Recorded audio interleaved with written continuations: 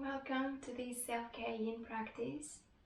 We'll begin in child's pose. Arms first extend forward. The knees can be together or wide apart. One arm will be threaded under the other, so please choose the variation with your legs that feels most appropriate for you today.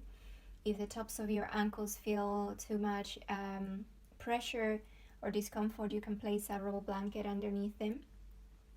If your sit bones are elevated, if you shift forward, you can place a cushion or a bolster underneath your sitting bones. You can choose to place your ear on the floor, or you can place your head on a block.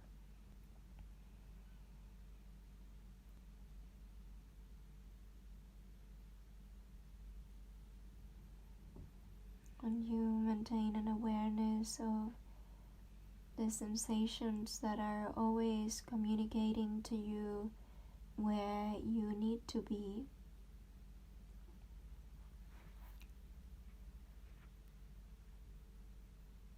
So whenever we come to an appropriate edge in a posture, we do it in a respectful way, taking into consideration all of our internal cues in which we might be encouraged to back off or to modify or stretch in a different way. And only when we have found a place where we can become comfortable, we then become still, just as we would in meditation. So eventually we diminish movement.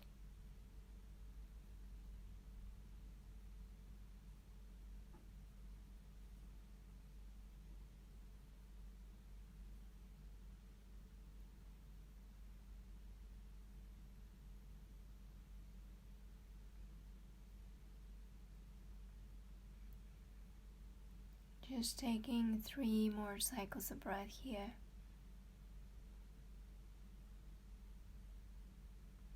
And then let the other arm extend. Take a minute. Here in the center, your palms can be wide apart or they can join in a prayer. Perhaps some of you might want to send the thumbs behind the back. So doing any movement that your body encourages to do, and if the cue isn't here and if you have practiced yin before, please trust what your body asks for.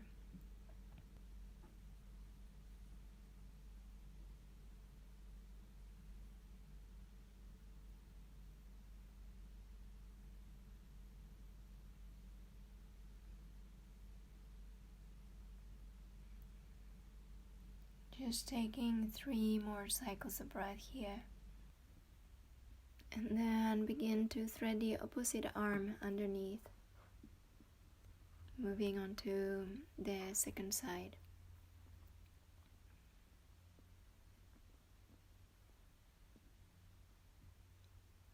You might notice in the postures that sometimes they bring a certain level of discomfort.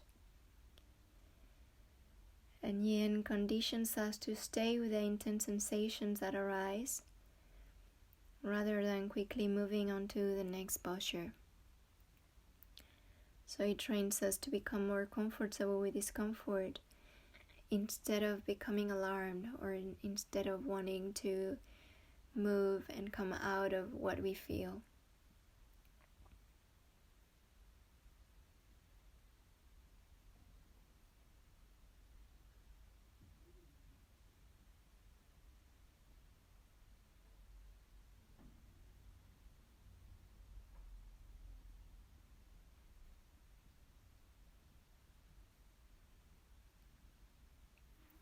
When we are able to stay with what's arising,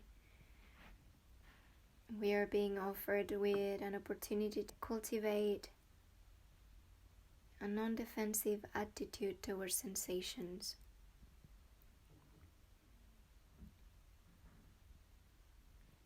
And that can be useful not only in a yin posture but also in our own lives. When any circumstance, when any unexpected circumstance arises,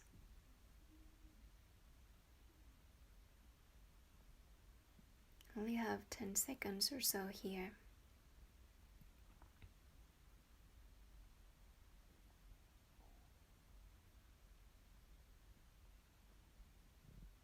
And then you can slowly begin to come out to unthread the arm, to either stretch the arms forward and lift the seat bones. And invite any movement that you feel like your body needs, or any posture of stillness too.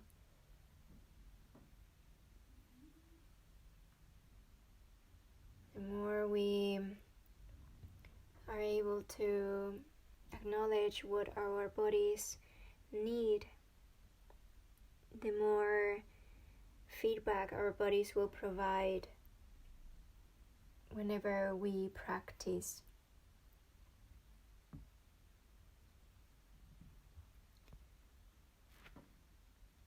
So the next posture will be also with the knees down on the floor. The tops of the feet can be on the floor or the toes can be tucked. And there will be two main ways of doing this. One is to have the forearms, to place them on blocks and to let the chest soften. The other option is to have one elbow bent with the fingertips of one hand reaching towards opposite either elbow or forearm and placing your forehead on the forearm or on a blanket on top of the forearm.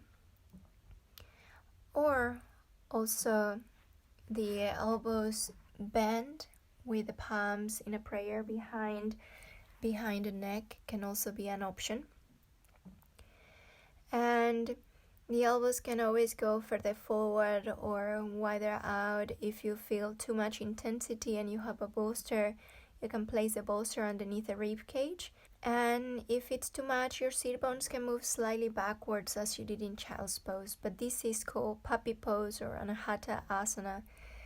And I will let you know when you're halfway there in case you want to switch the forehead to the opposite arm.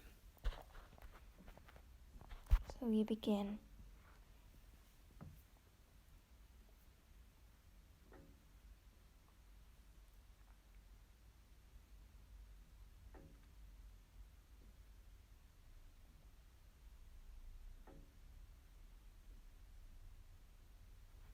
So if we want to take residence in our bodies, we need to be willing to be in every corner of ourselves and not to only be loving and kind to those parts in us that do as we wish or look as we wish, but all parts in us are embraced in a loving and kind way.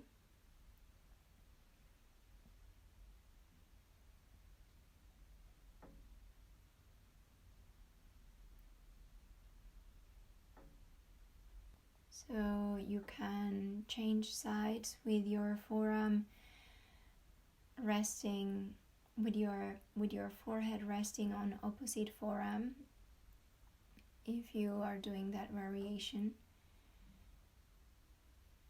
And if there is any other variation that you know and that you love, feel also free to do so. When the hips are completely stacked over the knees, then you might feel more intensity.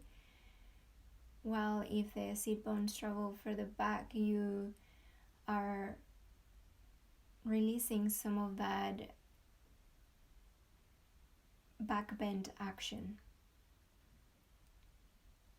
or making it more subtle, gentler.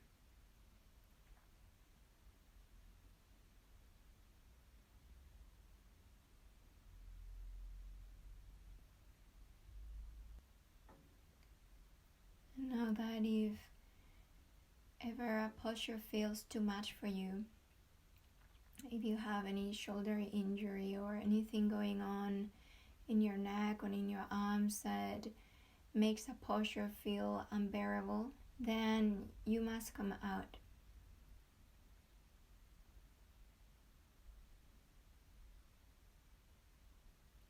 Just have a minute to go.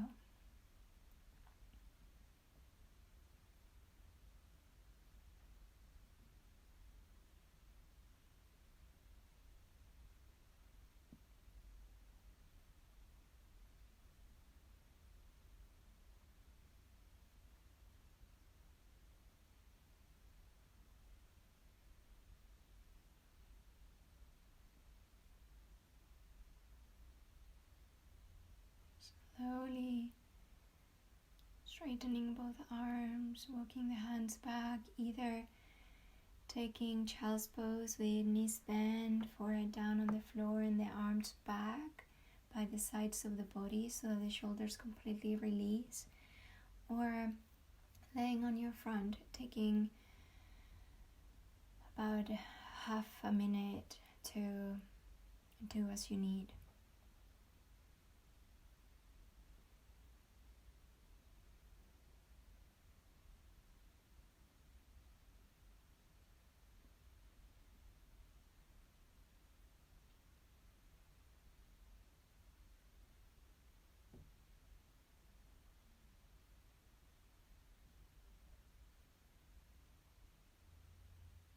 The next posture seeks to target the hip flexors as well as the insides and outsides of the legs, especially the front.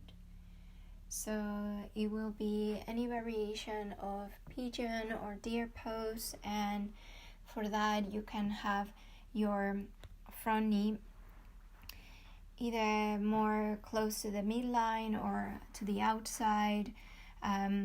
The further forward the front foot goes, the more intensity, and the further back you send it towards the groin will decrease some of that intensity. So you can choose here to either have both knees bent with the feet angled in or angled out, or you can choose to have the back leg in pigeon pose. We will be folding, and for that you can place a bolster or a block underneath your either forearms, or place your elbows down, support your head with the hands, with the palms, or supporting your whole torso with a bolster. If the back sitting bone is lifted, you can always support the sitting bone with any of the props that you might have at home.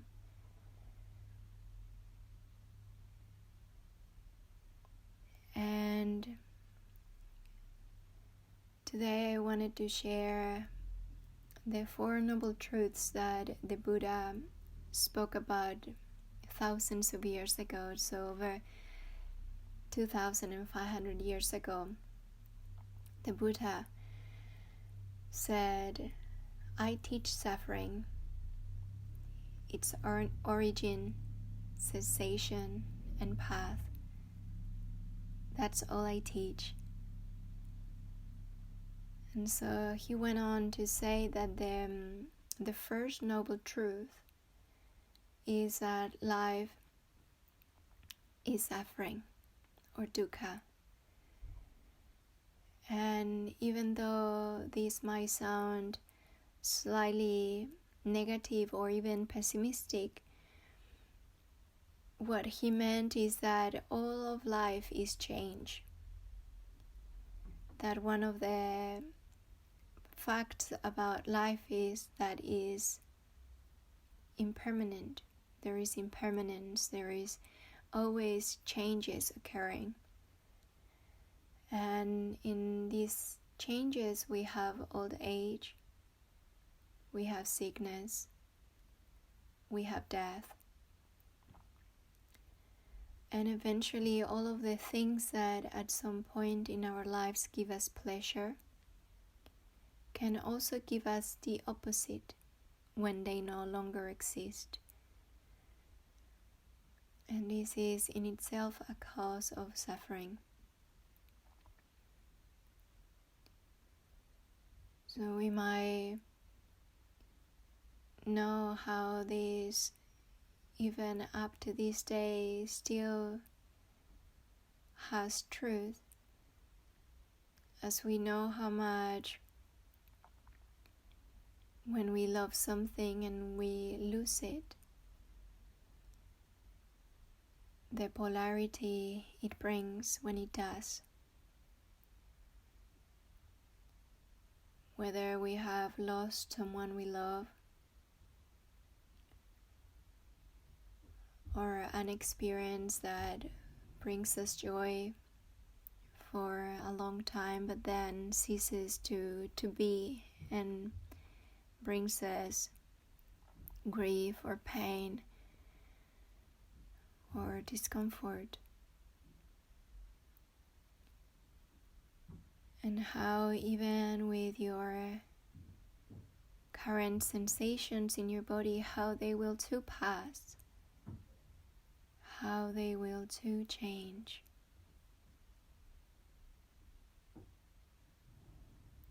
Just 10 more seconds.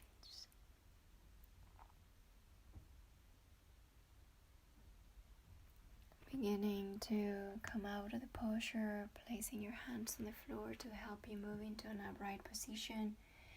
And here you can lean onto the side of your bent knee, maybe have both seat bones on the floor. You can extend the other leg and you can either pause there or shake the legs a little bit. Any movement, any rebound, any counter posture is welcome. This is truly your practice.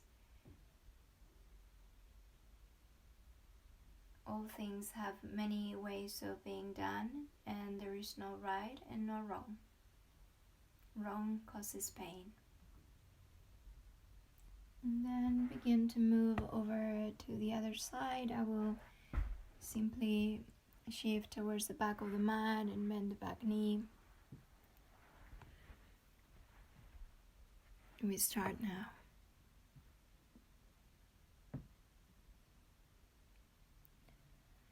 The second noble truth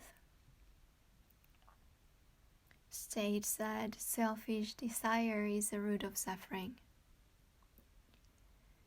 And within this selfish desire, there are what are called the three fires, which includes greed, delusion, and hatred.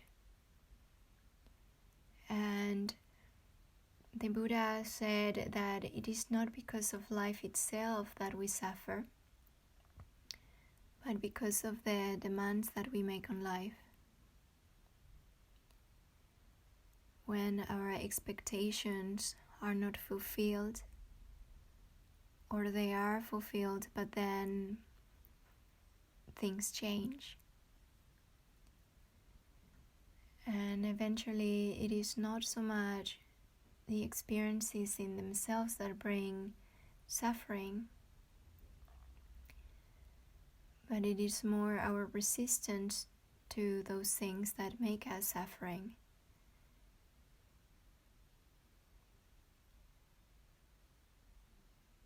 So, in Buddhism, it is said that if we truly want to be happy, we should only desire to give up desire or to desire less.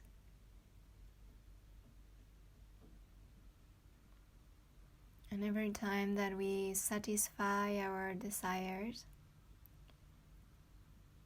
it gives rise to pain. And a very simple way to understand this is that if we have, for example, a craving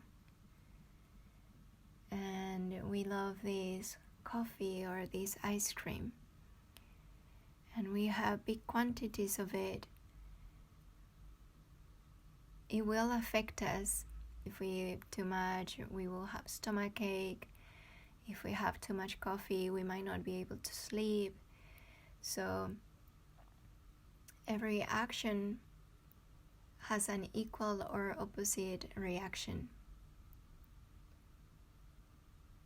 But in the same way that gratification of desires gives rise to pain, discipline gives rise to a place in which there is freedom from selfish desires, from cravings, and from the suffering that all of these things bring,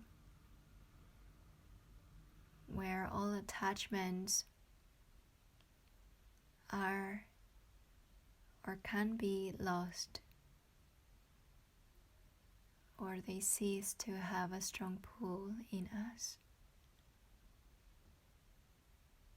Just 20 more seconds here.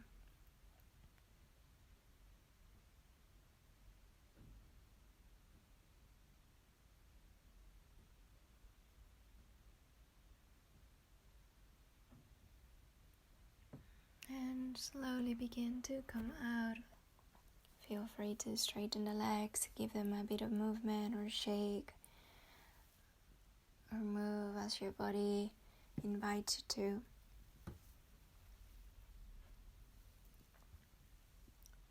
And now, just for a brief moment,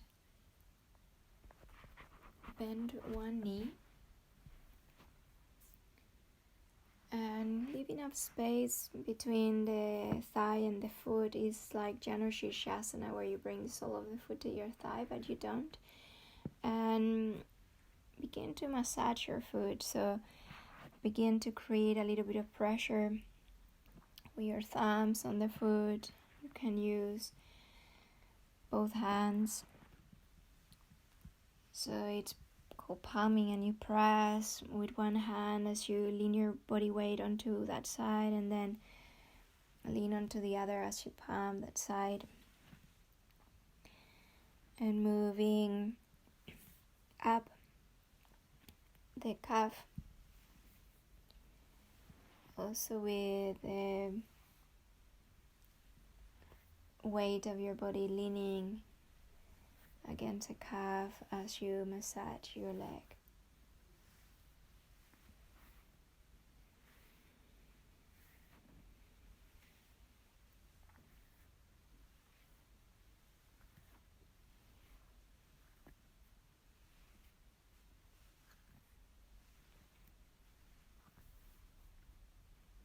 And with the opposite hand, put pressure on the upper leg. The other hand can be back behind you, supporting you as you lean weight onto the leg and press all the way up towards the groin area.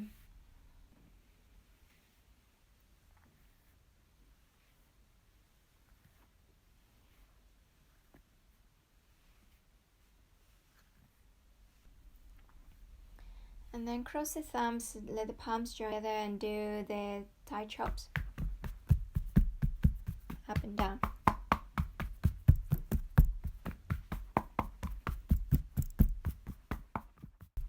And then from the groin down, shake it out 3 times.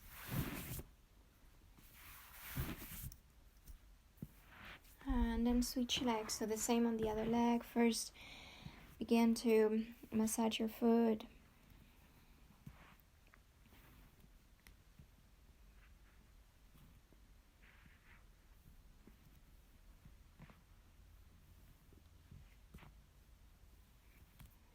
Moving up the calf.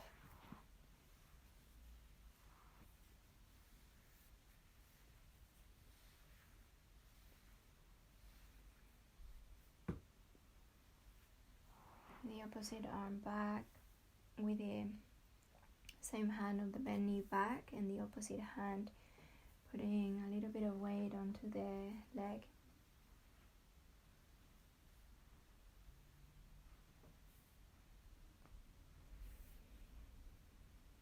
So begin giving yourself this time to really slow down what nature, the universe wants of us in this moment.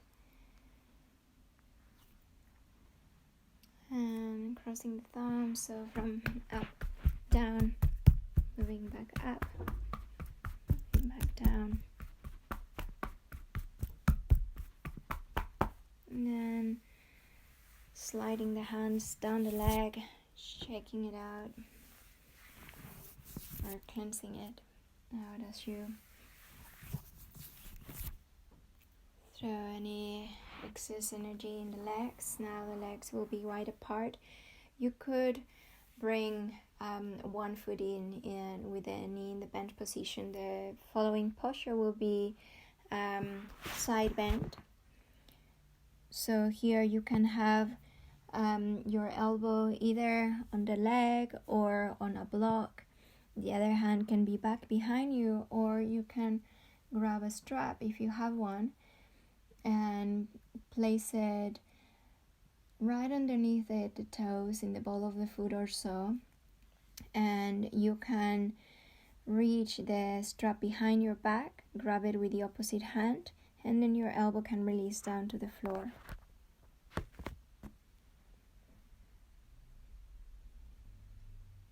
You can support your head with the opposite palm.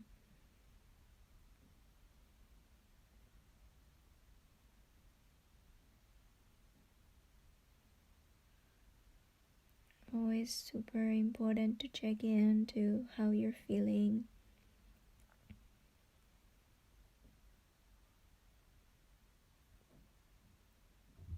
What aspects of you are most present today?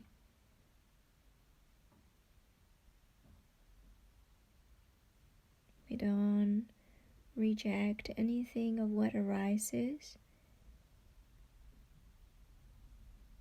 but we don't also cling to anything that arises, or we don't hold on too dearly to anything that arises.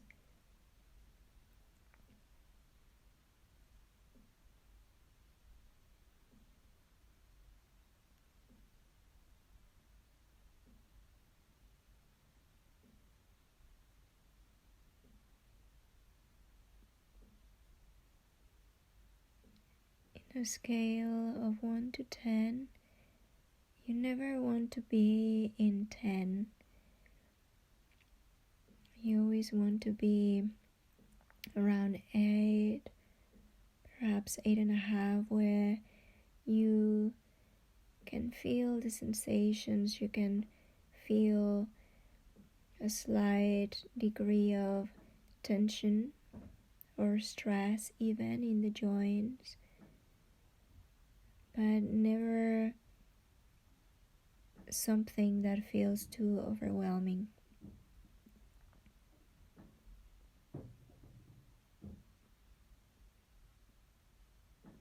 If the breath is giving any cue in any posture that there is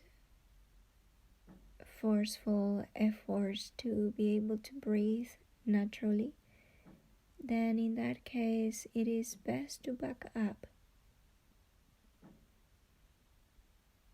So now see if you can remain in that same leg, but begin to take your gaze down and thread the arm from behind your back, and see if you can fold over that leg. If you need to shorten your stance slightly, please do so.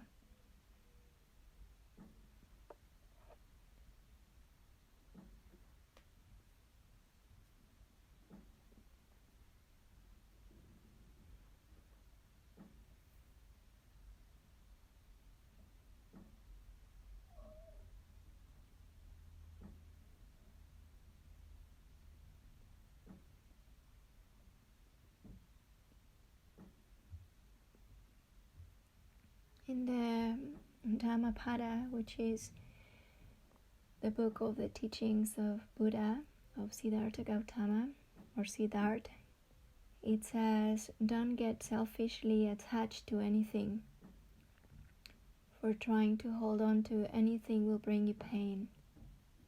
when you have neither likes nor dislikes, you will be freed.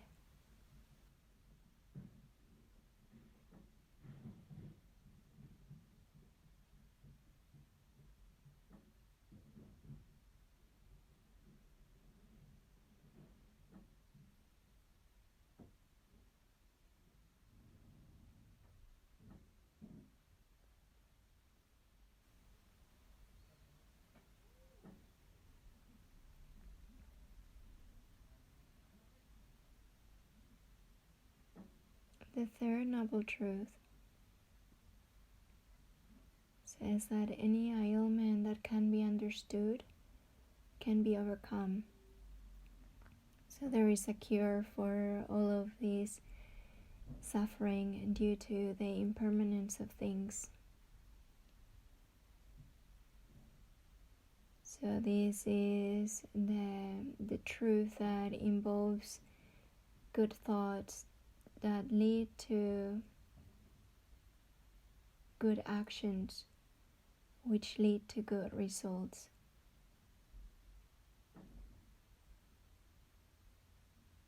By understanding the nature of things,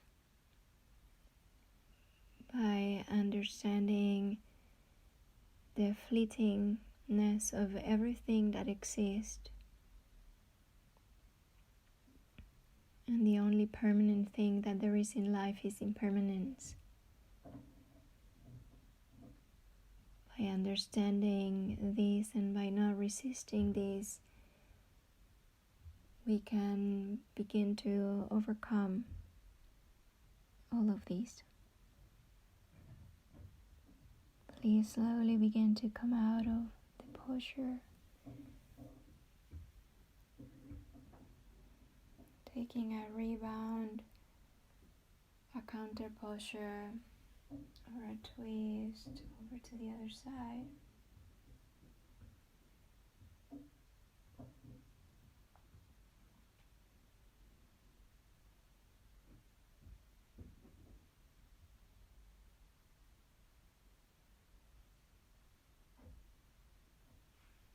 And slowly move on to the other side, so side bend, either opposite leg bend or straight, using any prop you might have at home to support you.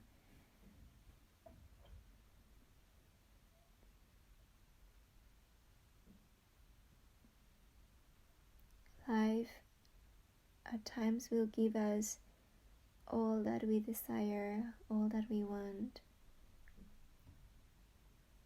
We might be fortunate to see many of our dreams coming into manifestation, and it is not bad or wrong to seek to fulfill desires, but what is not helpful is to become too attached to those results, to attach to the ways in which we believe things would be better.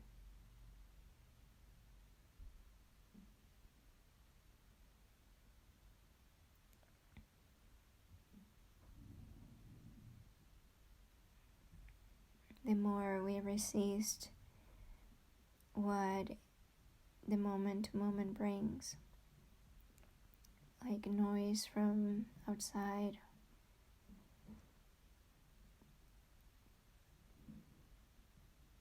like a lockdown, a virus, or anything that doesn't go our way.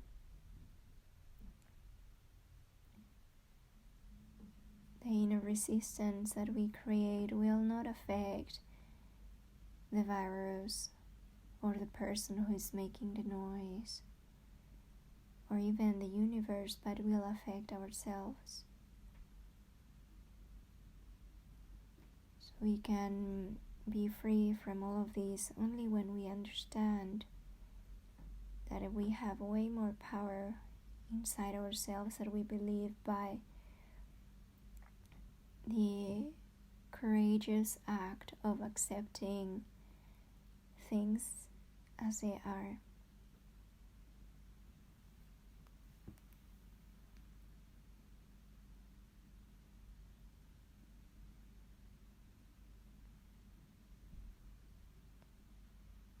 So we don't fight a battle that we cannot win.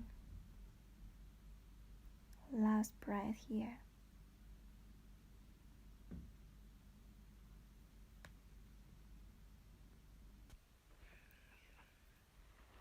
As you fold over to the opposite leg,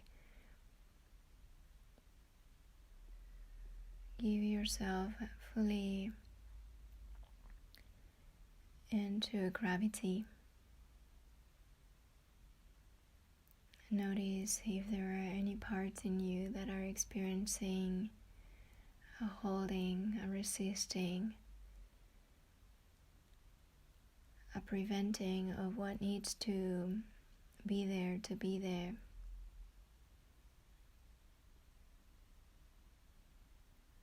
And it's in this acknowledging that we can begin to break the patterns of resisting,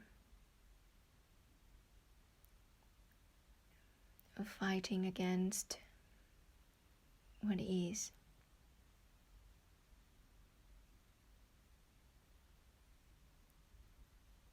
And even then noticing itself of how your body is, of how your mind is,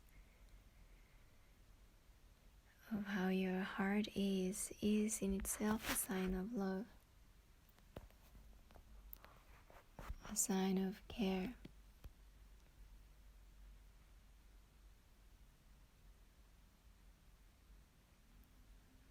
In Buddhism, there is a word that is dispassion.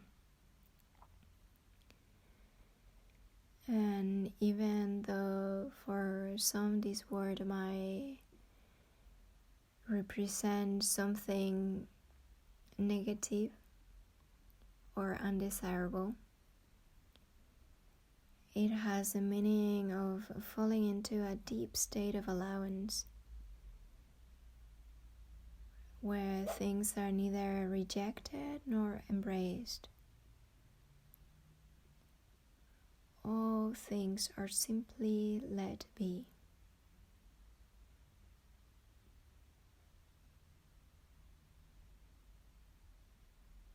And if we truly are to find peace,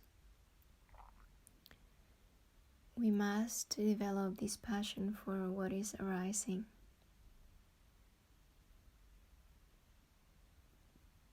We allow, we utterly allow.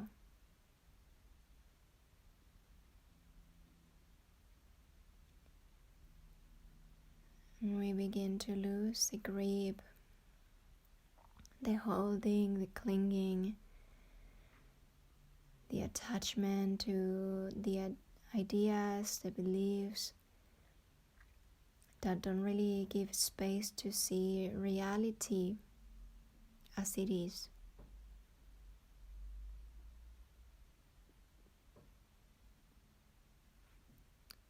Slowly coming out of the posture, taking a minute or so to take any movements.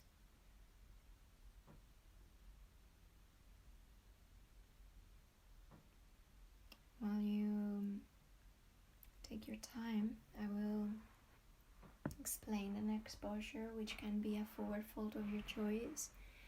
Either legs extended in front of you, either soles of the feet together, either legs wide out to the side. There is no effort, there is no pushing, there is no forcing, there is only allowing. Gravity takes over. So whenever you're ready, take your posture, elevate your seating bones. If you tend to sometimes experience lower back pain, Your blanket can be used or a bolster underneath your torso. Find any support for a minute.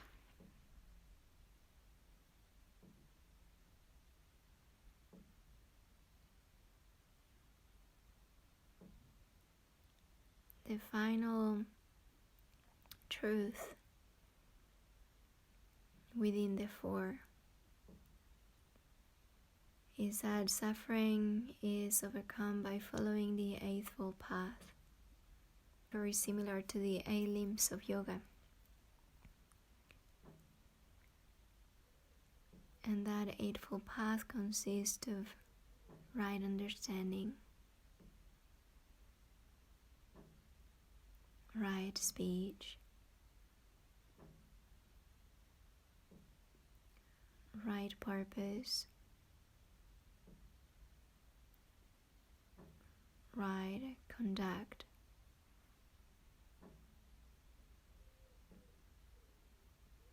and right actions, of course, right occupation,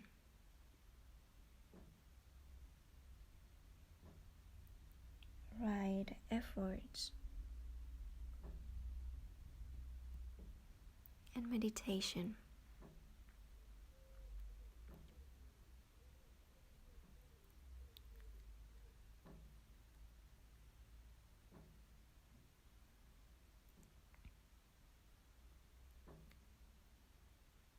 There are people who, without having studied Buddhism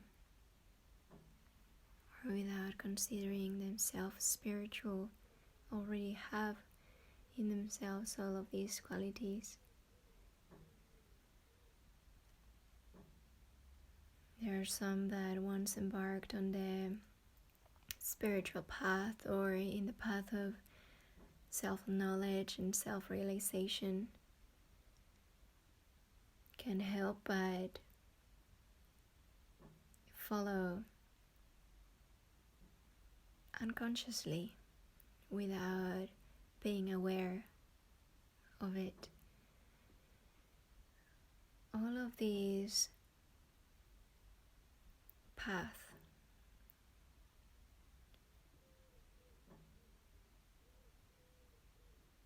and within our right understanding, once we know the effect of our own thoughts, the effects of our words, the power that they carry, our actions, our conduct, inevitably become right actions. When we tap into the higher self, we see others as we see ourselves. We recognize that there are no others. Our effort, our attention shifts. And in this calmness, we are more allowed to meditate, to be free. Slowly begin to come out of your posture. Taking a minute to do anything you need.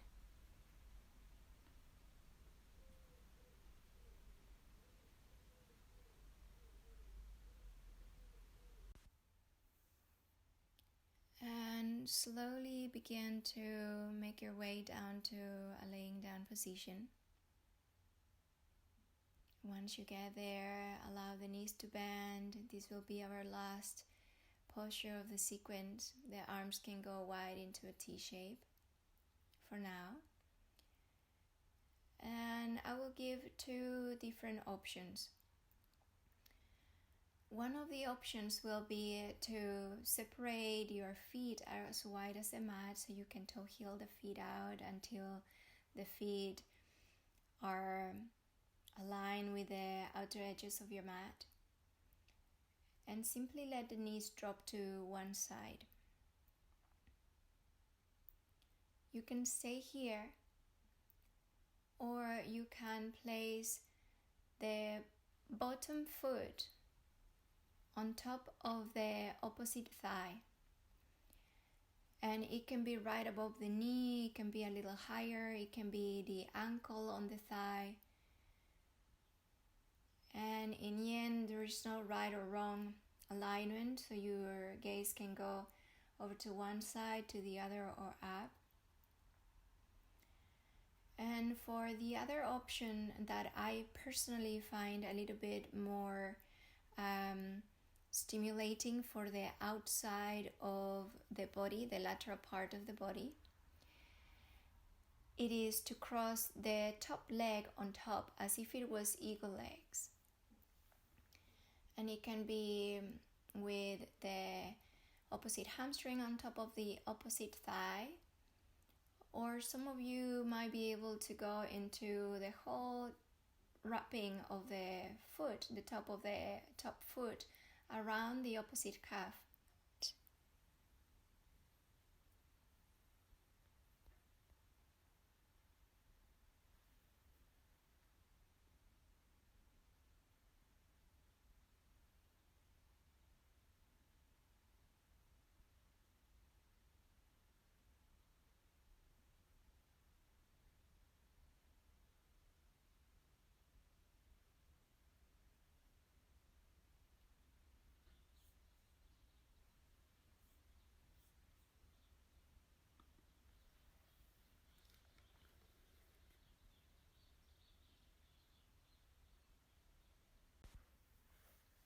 Siddhartha, who is then known as the Buddha, was born a prince. And when he was born, there was a prophecy made which said that he would become an awakened man and he would change the whole world,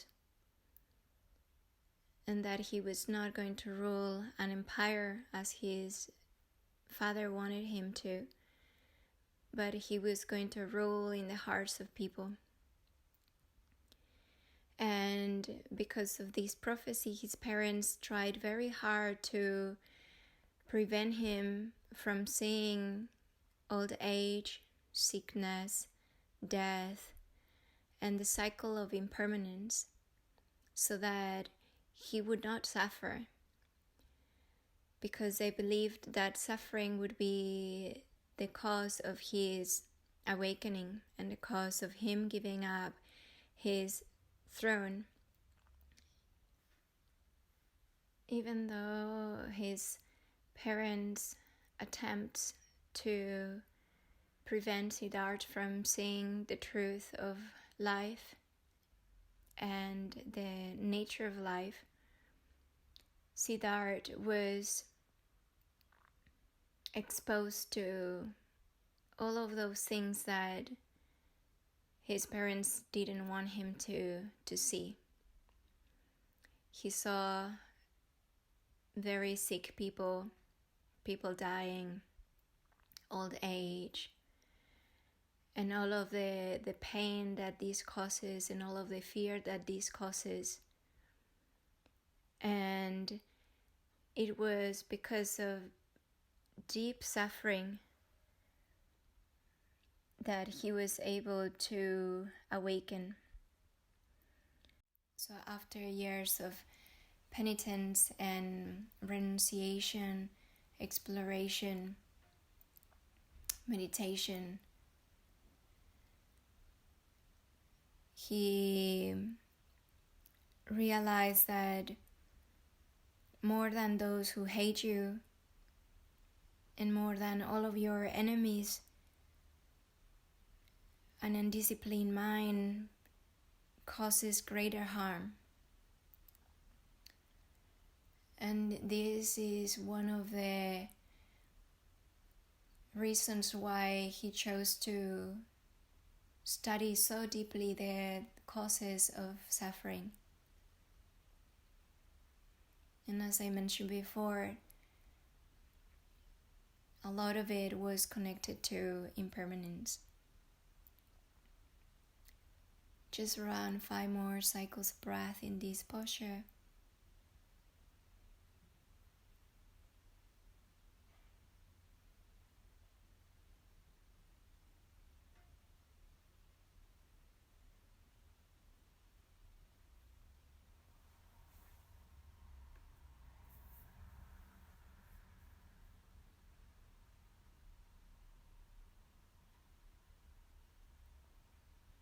And slowly coming out, taking a minute to either extend the legs or to simply remain still in your center.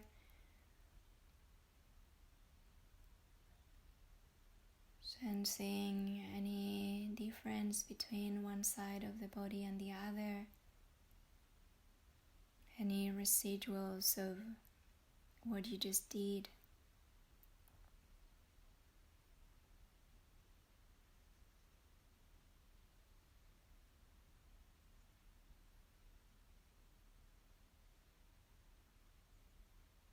And then begin to move slowly onto the other side, so choosing one or the other.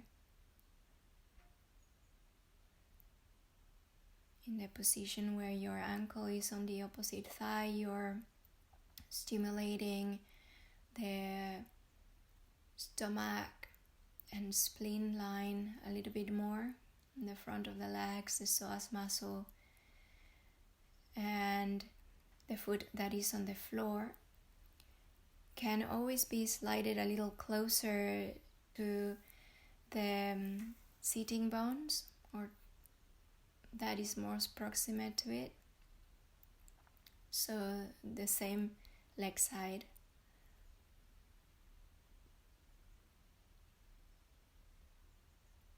And the leg that is crossed on top, if you feel it on the outside of the body, it's more stimulation to the gallbladder line.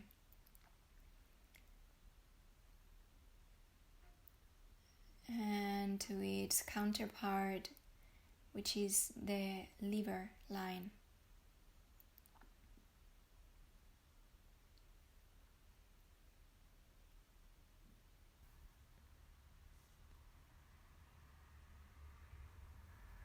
So even in the moments when we feel lost, when there is a degree of uncertainty about what's going to happen, we have the present moment as it is. The present moment where you're simply being, doing a posture, noticing the breath. And right in this moment, there is nothing to fear. So we connect to that life that pervades the body. And as we do so, we become more in tune with the ability to provide nourishment and sustenance to our nervous system, which, if it's functioning at its best, beyond a fearful mode of stress or flight or freeze, and we enter into a sense of ease, then we are bringing healing, then we are bringing a boost into our immune system. Slowly begin to come out of your posture and finally allow your body to enter your final relaxation shavasana if you have a bolster, you can place the bolster underneath your knees so the knees can be bent, and this can be quite soothing for the sacrum area and the lower back. The palms can be facing up, the arms can be quite wide apart or closer to the body. Do any adjustments that you need so that you feel fully at ease, fully rested, unburdened, and relaxed.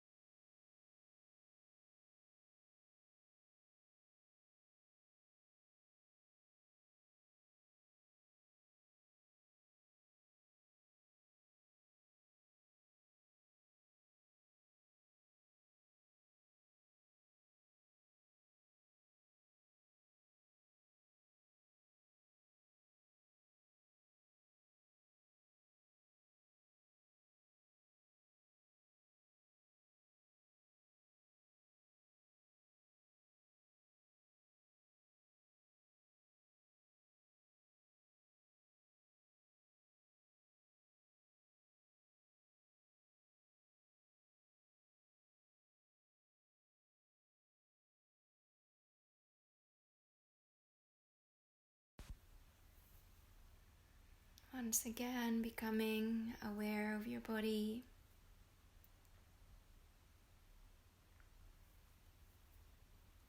aware of all the sense perceptions that you are able to notice in this moment.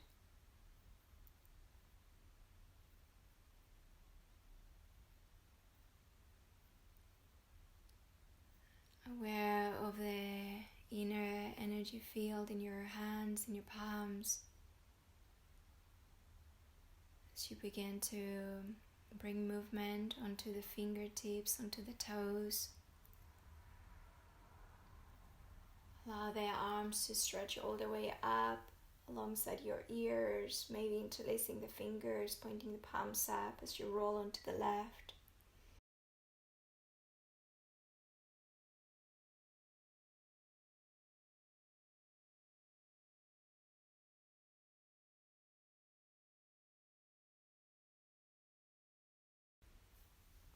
And slowly push yourself up towards a seated position, keeping the eyes closed.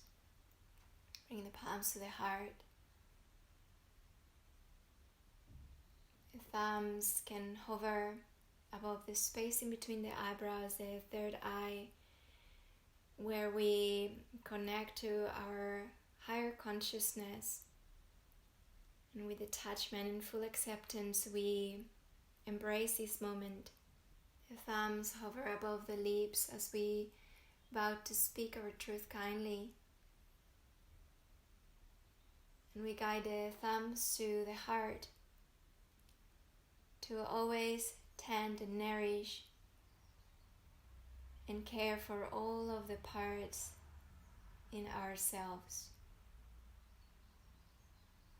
Namaste.